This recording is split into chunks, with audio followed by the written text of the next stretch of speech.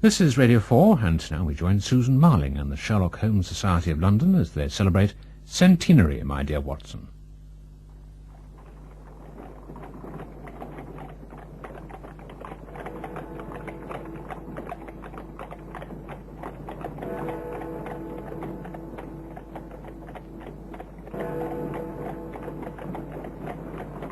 Here's a familiar scene, an over-furnished Victorian study, all books and correspondence and pipe tobacco smells. Outside, the clatter of horse-drawn cabs moving slowly in the gaslit streets. An anxious visitor arrives. He has a problem that can only be solved by the world's first consulting detective, Sherlock Holmes. Actually, this isn't 221B Baker Street at all. That site's now rather unromantically occupied by the Abbey National Building Society. No, this room is a mock-up of Holmes' study at the top of the Sherlock Holmes pub just off Trafalgar Square, and it's full of Holmes memorabilia. The magnifying glass, of course, on the mantelpiece, the piles of correspondence, the pipe rack, the boxing gloves, the violin lying around that Holmes played so badly, the chemistry set, the bottles of Madeira, and the general clutter of bachelordom. And downstairs, this pub is full of tourists who come here because wherever they're from in the world, they know the name Sherlock Holmes. They know the unmistakable profile, the pipe and deerstalker. This year, that character is 100 years old. His first triumphant case, A Study in Scarlet, was recorded by Dr. Watson back in 1887. And to mark the centenary, the Sherlock Holmes Society, a group of aficionados from Britain and from all over the world, made a pilgrimage to Switzerland, to some of the places which feature in the stories, and of course to the Reichenbach Falls, where we think that Holmes met his end. I went with them to try to observe, deduce and discover why Mr. Holmes remains the greatest detective that never lived.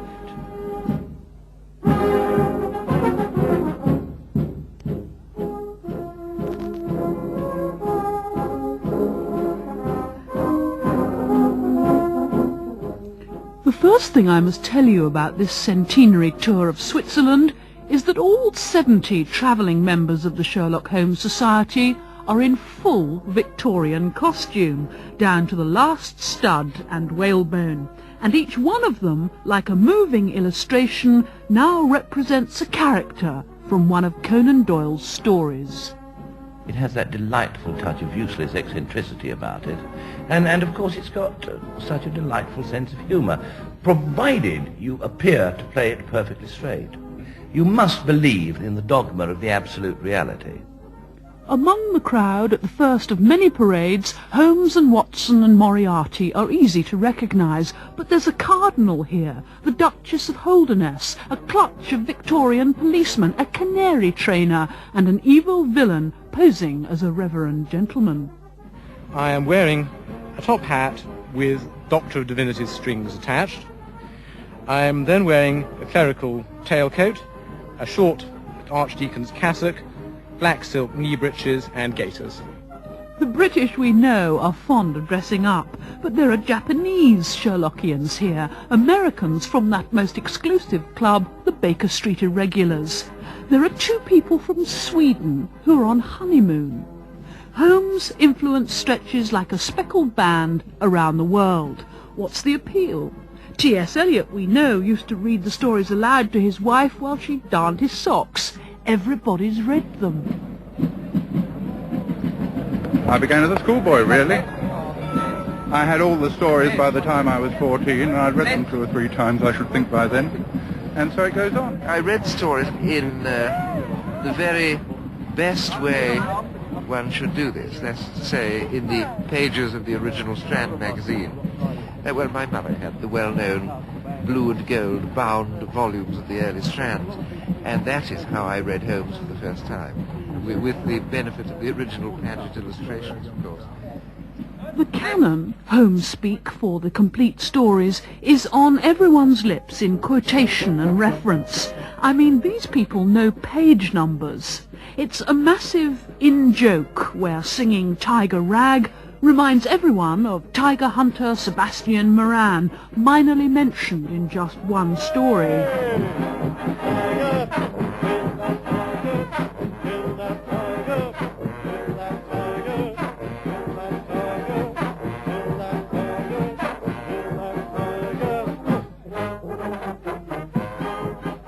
The Swiss, not given to eyebrow raising, are amazed by the enthusiasm of their guests.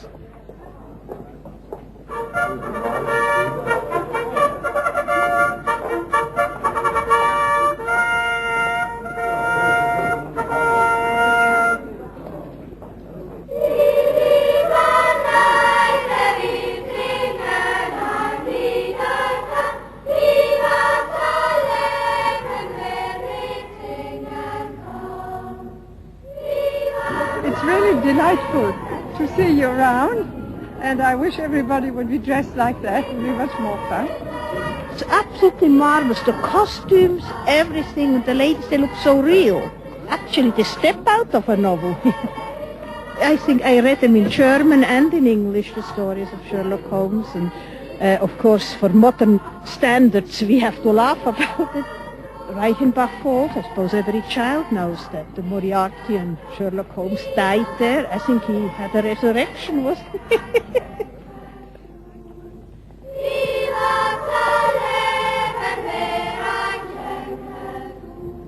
The progress, and it is a stately progress, of the Holmesians from Geneva and Lausanne around the lakes to Martigny and Sion is itself an exercise in suspended disbelief. There are carriages with plumed horses, there are vintage trains that keep perfect time, and everywhere the route is lined with chocolate cream soldiers, is punctuated with vin d'honneur, toasts of welcome by provincial mayors in pretty town halls.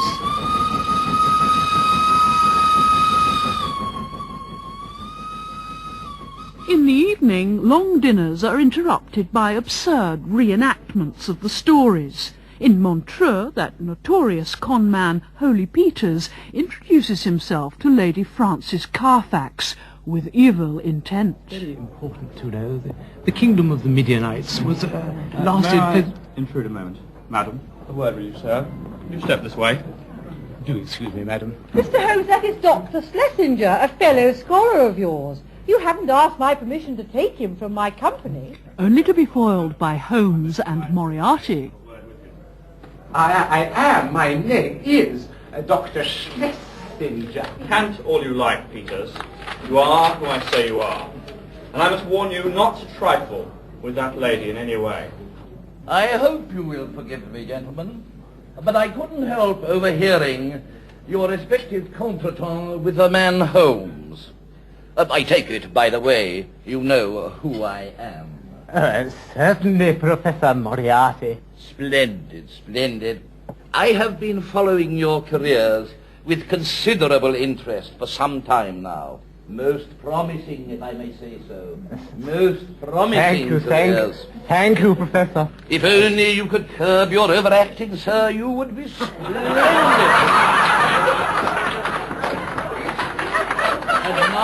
Thank you.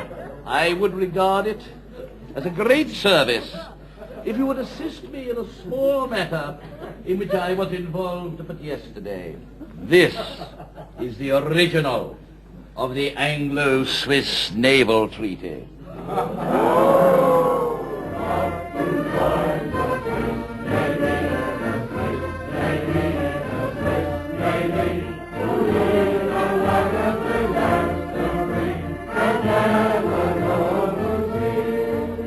Creaking am-dram and society songs are curiously in keeping. It's like watching some entertainment in the colonies, planters at play. Sherlock Holmes is a vehicle of anachronism. There are plenty of people here who think that it would have been great to be alive in 1895. I think Britain had a lot going for it in 1895. We were civilizing the world. Mr. Holmes was busy decriminalizing the world.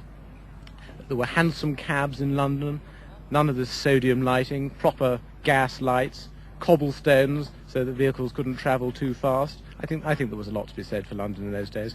You wouldn't imagine that Victorian London had much to say to a contemporary Japanese. Not so.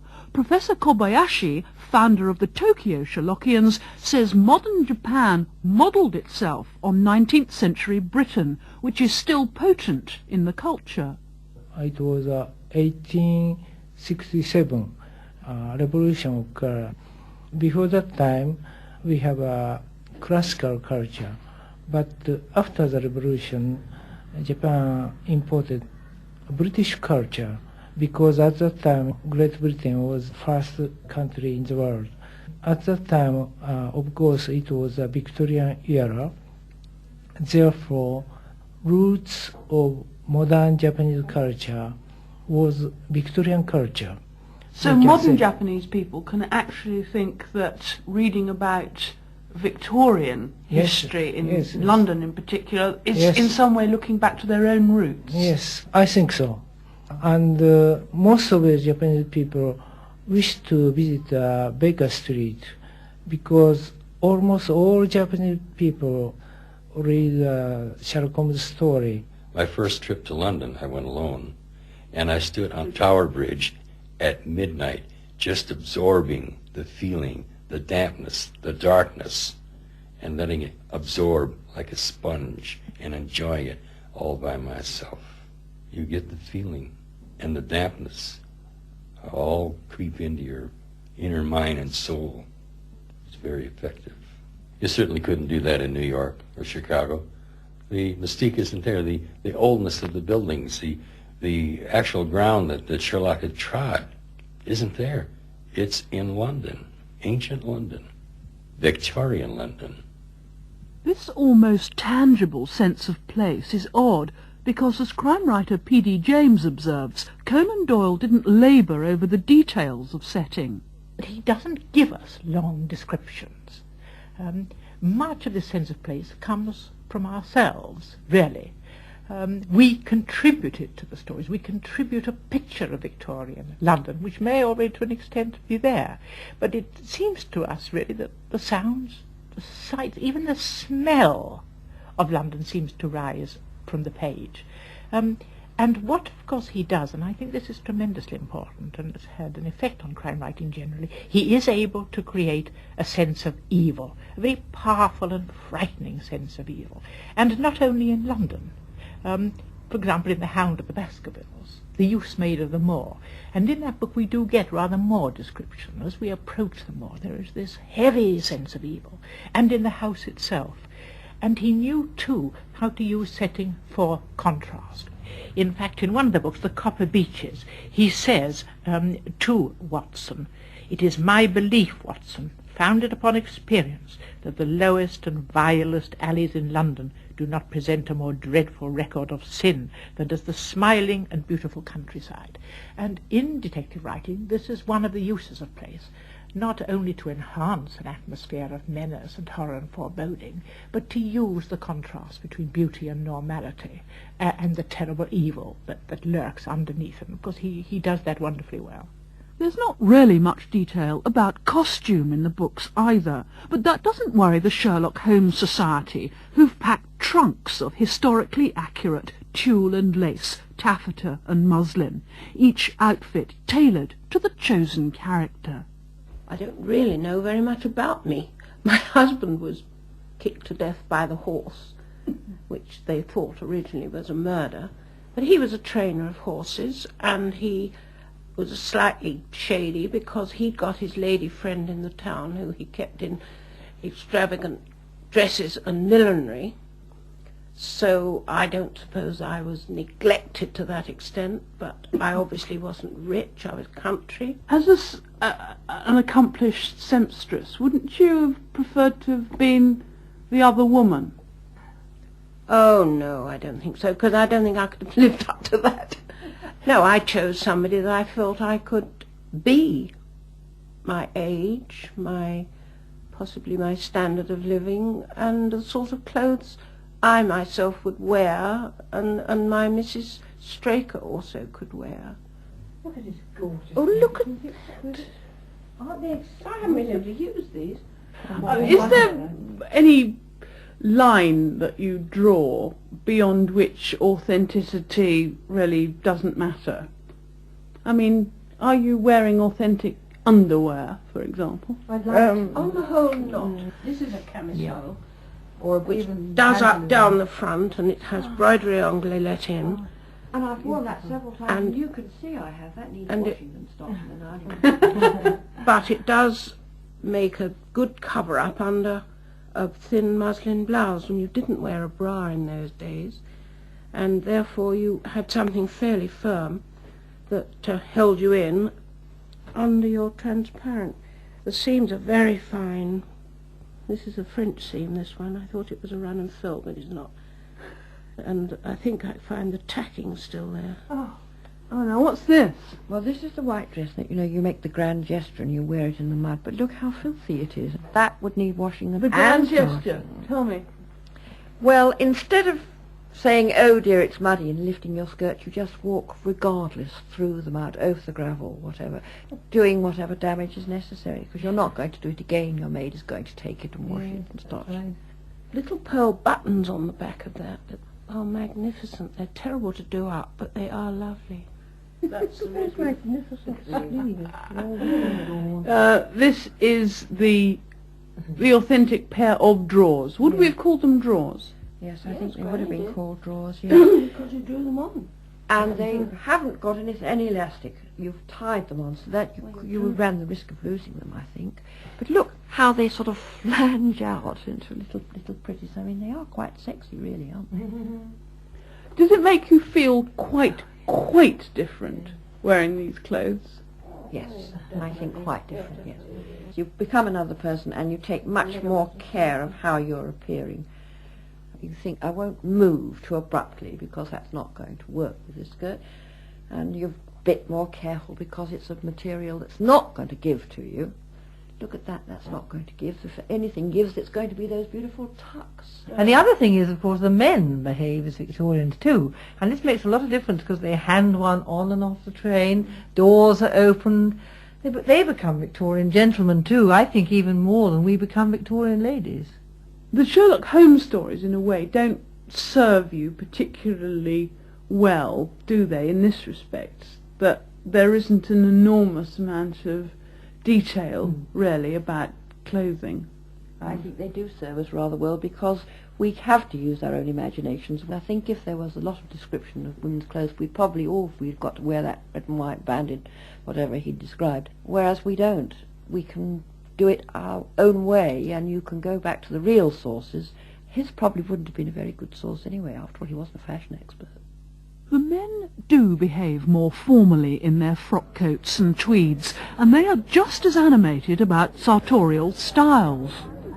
Do you know why those are called plus 4s and these are plus 2s? I don't know what you mean, plus 2s? These are plus 2s, because there's 4 inches of...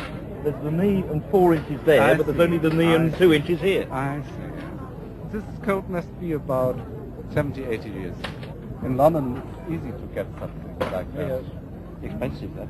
I was thinking I might get a solar topi and become Sebastian Moran, because nobody likes to do Sebastian Moran. The moment at which authenticity came unstuck was at Reichenbach, a mansion spa where, if Holmes and Watson ever did make a visit, it's unlikely they took part in a breakfast bathing party, balancing their breakfasts in front of them in the swimming pool on floating trays.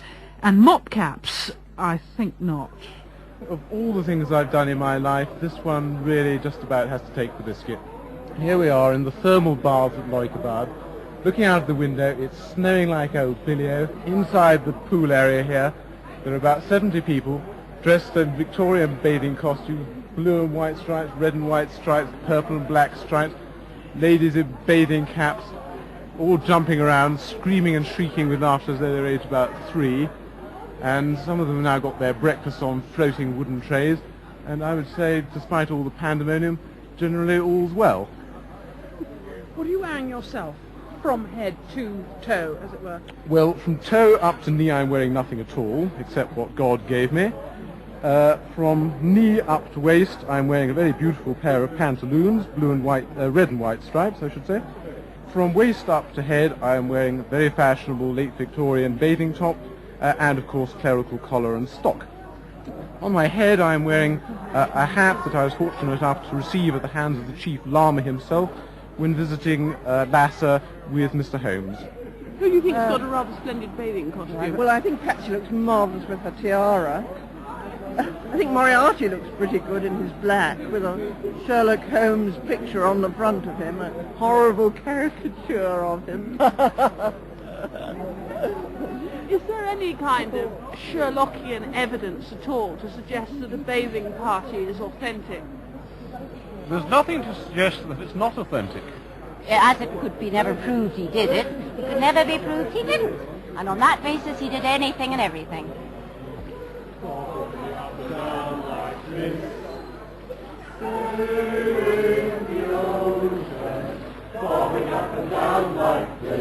Wait there, please! Out of the way! Out of the way! This is an emergency! It all ends in crime, of course, with the bather being stretchered out in his skimpies. Another three-pipe problem for Mr. Holmes, the most observant and logical detective of them all. And it's just that, Holmes' deductive powers, which are so thrilling in the stories and films. Here's Basil Rathbone as Holmes, showing us what he can do. I'm blessed if I know why on earth you want all these clippings about this Baskerville fellow. I've an idea, Watson, that young Sir Henry isn't destined for a very long existence in this world. What? My conjecture is that he'll be murdered. Murdered? It'll be very interesting to see if my deductions are accurate. What do you make of it, Watson? Why should I make anything of it? The fellow came to see you. Ah, but what kind of a fellow? Let me hear you reconstruct him from his walking stick by our usual method of elementary observation.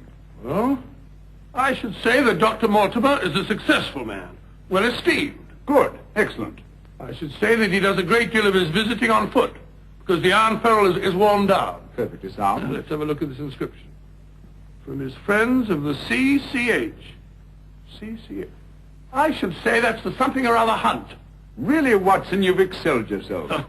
Does anything escape me? Almost everything, my dear fellow. Huh? A present to a doctor, I'd say, is more likely to come from a hospital than a hunt. And when the letters CC are placed before the hospital, the name Charing Cross Hospital rather obviously presents itself. Oh, you may be right. Furthermore, I'd say that Dr. Mortimer had a small practice in the country and was the owner of a dog. How can you tell that? Quite simple. From the teeth marks. Look, you can see for yourself. A rather large dog, I'd say. And unless I'm mistaken, Dr. Mortimer will call on us again in a few moments. Rubbish, Holmes. Rubbish. How the devil can you deduce that? Well, as he left his stick, isn't it reasonable to presume that he'll come back and get it? In our fascination with Holmes, a character whose powers of cool reasoning are so oddly at variance with his exotic, restless lifestyle, we mustn't forget Watson, the Boswell figure, the oh-so-English man with whom we can identify. Actor Peter Cushing, one of the best-known Holmeses, has great sympathy for him. Watson was no fool, because Holmes would never have put up with a fool. It was just that Watson was a frightfully clever doctor and knew his business backwards. But Holmes had this incredible quicksilver brain based entirely upon observation. Like he once said to Watson, you see, dear boy, but you do not observe. Now, how many steps lead up to it? How many times you walked up the steps from Baker Street to our rooms? And Watson said, well, innumerable times. He's right. How many steps are there? I don't know. He said, well, there are 13 and the third one squeaks. Now that, Watson, is observation, whereas you only see, or words to that effect. But what of the shaping mind behind both these characters? Dame Jean Conan Doyle, the author's only surviving daughter, was close to her father and was around when he was writing the stories for Strand Magazine.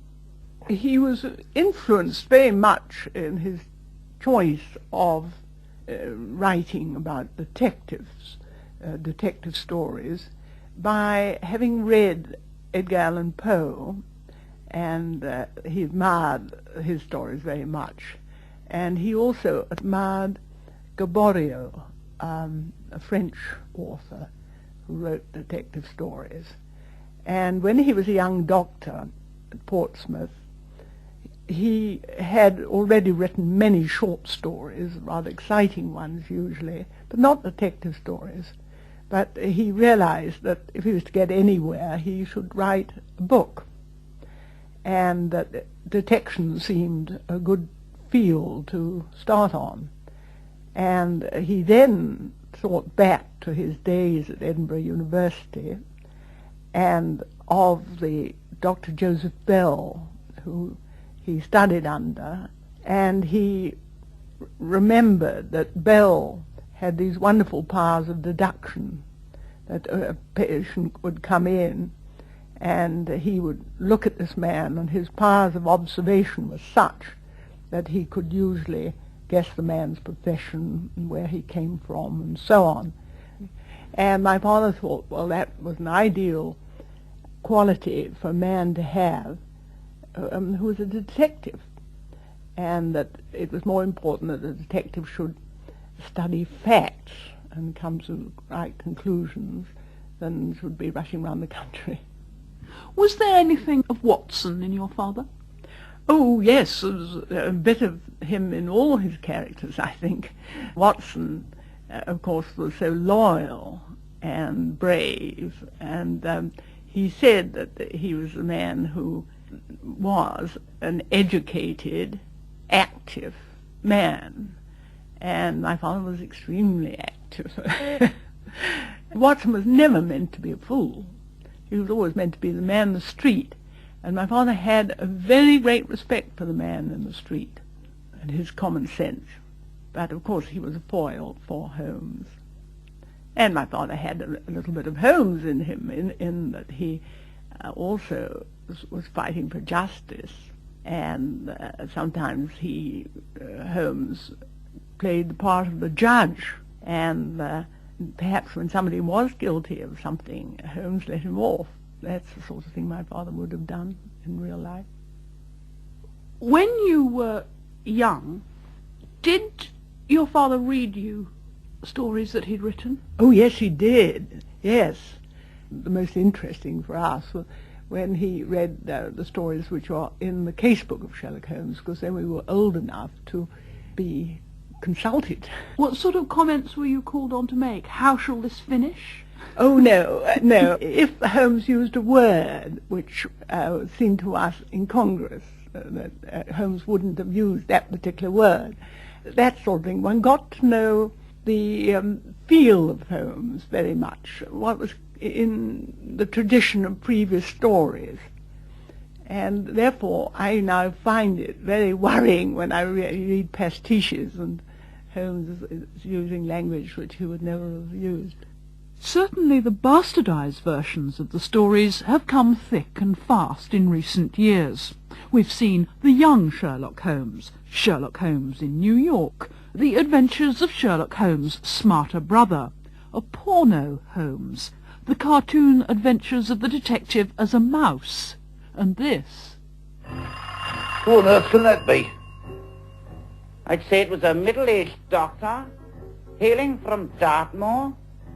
Name probably Mortimer. How did you deduce that, Watson? Well, that's what he told me when he made an appointment this morning.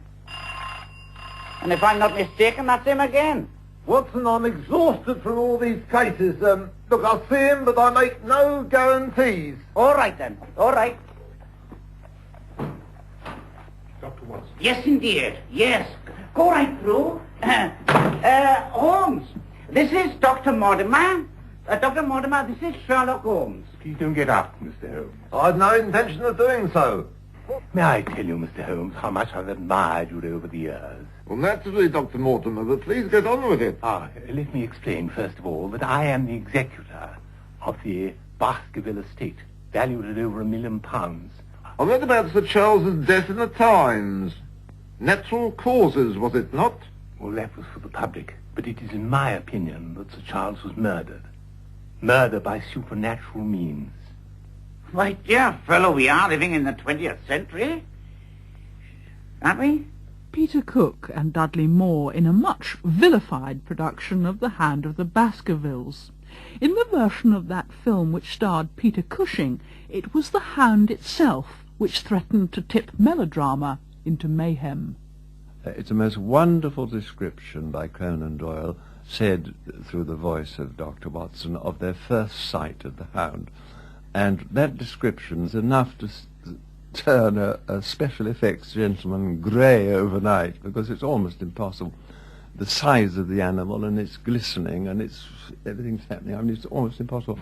Hammer Films went everywhere to try and get this dog, and most of them, we had ever so many canine candidates, and all of them wanted to lie on their back and have their tummy tickled, you know, and even Crafts failed us.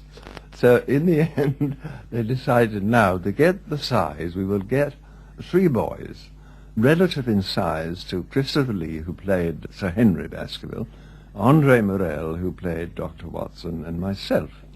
Put them in a tiny set, you see, to match their size, and then get the biggest dog they could find and starve it all day.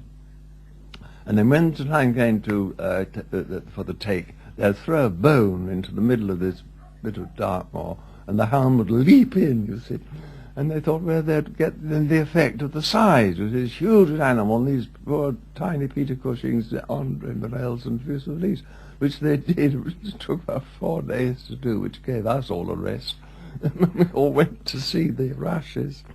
It's exactly what it looked like. 3 boys dressed up for a sort of charity matinee, you know, and a great big dog just wolfing a bone in the middle of a toy set. So all that was scrapped. It's awfully difficult one to do. I actually don't think the hound in any film has ever been really successful. Undisturbed by hounds, in Switzerland the group has moved to Meiringen and to the Reichenbach Falls, scene of Holmes' demise. Or was it? No problems with reconstruction here. The ledge on which the fatal struggle with Moriarty took place is there. Anthony Howlett, Holmes Society chairman, made it his business to find that ledge back in 1947. I went back to the village and tried to find how you got over the falls in the days before the funicular was built, which as far as I can recall was about 1902, long after the final problem. Hardly anyone in the village seemed to know. Not really surprising, because no one used the old path. So I remember going to Bairn Library and getting a large-scale map of, as far as I can recall, about the 1880s, which of course showed the footpath very clearly. The only trouble was, of course, trying to recognize that path in a modern landscape. It was completely overgrown. But I did eventually find it, and of course it was the ledge, and it was exactly as described in the final problem. But it really was sort of hacking your way through brambles. I mean, for the best part of 50 years, no one had been up that way. I think Watson describes as something like, I'm quoting from memory, the soil kept ever moist from the spray. I mean, if you stand there long, you get very wet from spray. But it was rather interesting that Doyle was extremely accurate, I mean, in his recollection. If you climb up from Meiringen, it is exactly as he describes it. I did it several times afterwards, and the timing is also right, because if you start at the main square in Meiringen and know your way, you can walk to that exact spot where the fight took place in 2 hours, and it takes you an hour to get down again. And if you remember in the story, of course, Holmes and Watson walk up, then Watson goes down and then rushes back. I even tried rushing back at the fastest speed I could make, and I was quite young then, and you still can't do it in much under the hour. I took photographs of the actual spot then, and many of the photographs that one sees of it, in fact, were mine, the one in the Sherlock Holmes pub and that. So I am quite a little bit immodestly proud of having been the discoverer of the spot. Looking at that spot, we wait now with bated breath while the enemy giants fight it out. Ah, Professor Moriarty, we meet at last. I am pleased to have this opportunity to rid society of your evil presence.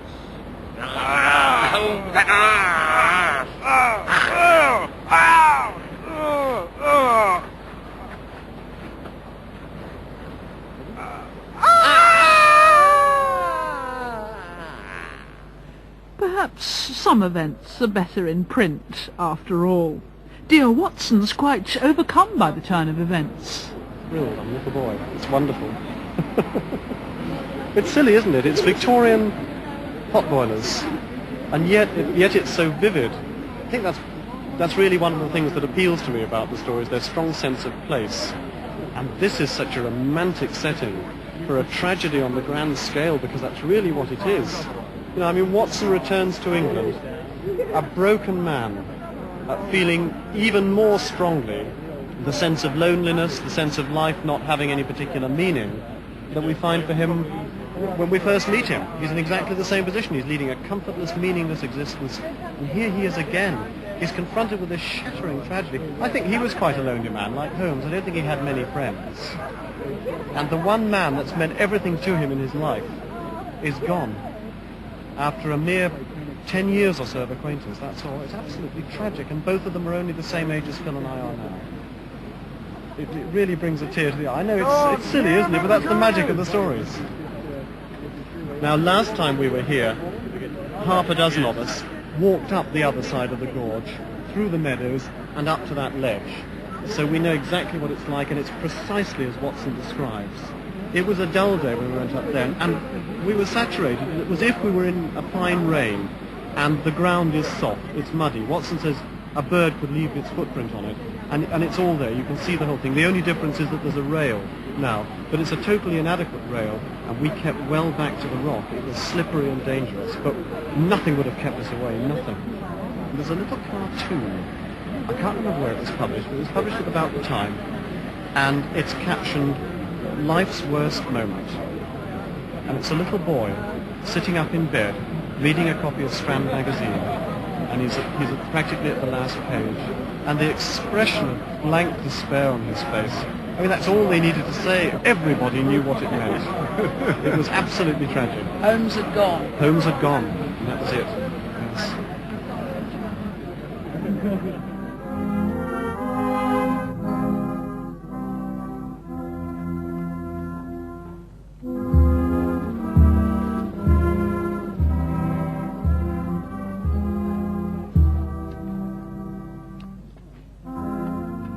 It's black armbands now, black veils and black looks. The master is dead, and there'll be a museum to commemorate him.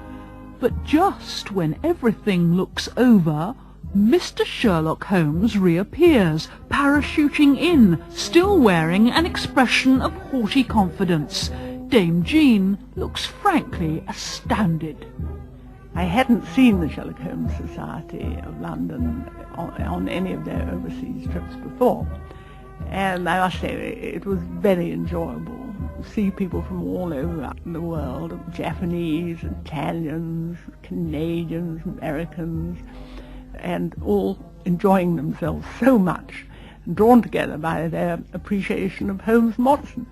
After all, my father had a great sense of humour, and the Sherlock Holmes stories made him chuckle a lot. But when you realise all this is tongue-in-cheek, and it's good, clean fun, then you realise that this is not a collection of nutters at all. They're mostly very clever people who are having a very refreshing hobby. What do you think your father would have made of the events of this year? Well, he'd bound to have felt a feeling of amazement, because I don't think he thought that Holmes was a great character as all that. But of course he would have been very pleased. What author wouldn't, to know that his character had lasted 100 years and was just as popular as ever. Conan Doyle's reputation looks solid too. After 100 years he can still summon the admiration of the best crime writers in the field. P.D. James.